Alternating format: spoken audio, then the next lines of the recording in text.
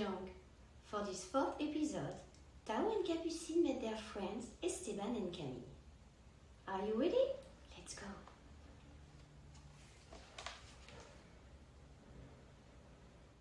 After a long journey on the giant panda's back, Tao and Capucine arrive in Lijiang, a city on the Tibetan border.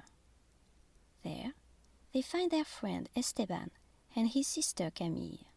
Hello, friend. We are so happy to see you again.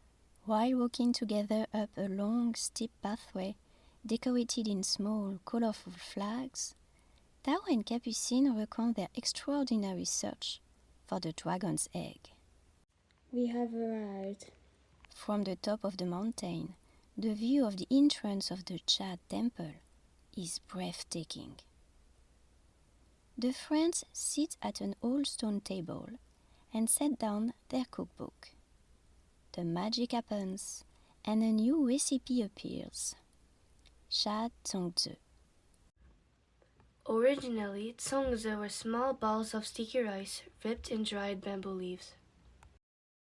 It's while preparing this traditional dish that the dragon appears and says, Capucine, Tao, I'm proud of you. You have successfully completed the sweet challenges. Now come with me. We are off to Jingshuangbana. You just listened to the fourth episode of The Mystery of the Yellow Dragon. See you soon for the rest of the adventures of Tao and Capucine. In the meantime, I invite you to discover the videos of the recipes.